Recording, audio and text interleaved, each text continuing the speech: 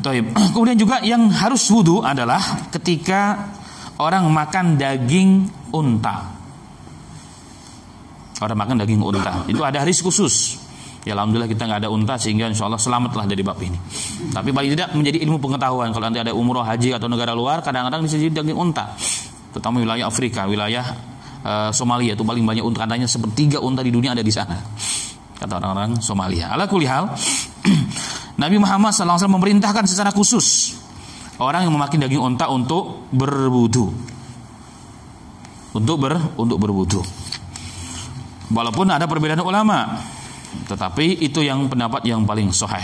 Sedangkan selain daging unta, apa saja, daging apa saja atau makanan apa saja yang kita makan ba'dal wudu, maka tidak perlu ada wudu. Walaupun dulu di awal-awal perkara Rasul memerintahkan orang yang memakan makanan yang telah terkena api, dibakar, direbus ataupun digorengkan sama kena api, artinya maka harus berwudu. Tapi akhirul amr, akhir perkara, Rasulullah SAW meninggalkan wudu setelah makan sesuatu yang terkena api, kecuali unta, tetap harus berwudu.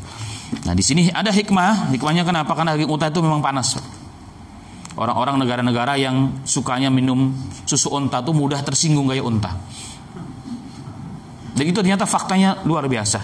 Teman-teman kita orang Somalia, jadi hari-hari mereka minumnya susu unta, dagingnya daging unta. Unta itu kalau udah ngamuk bisa dipatahkan kita punya leher. Maka dalam hadis umrah atau haji, seorang sahabat Nabi Muhammad SAW pernah dipatahkan lehernya oleh unta sehingga meninggal dunia di perjalanan. Jadi memang disentuh sedikit ngamuk dia. Itu unta. Sifat unta demikian. Nah, sifat inilah yang mempengaruhi, kata sebagian ulama, mengaruhi karakter unta itu sendiri.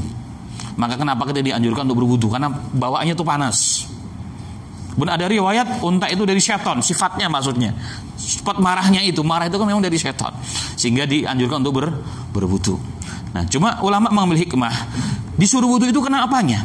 Karena batal atau karena pengaruh daripada makanan yang kita makan itu?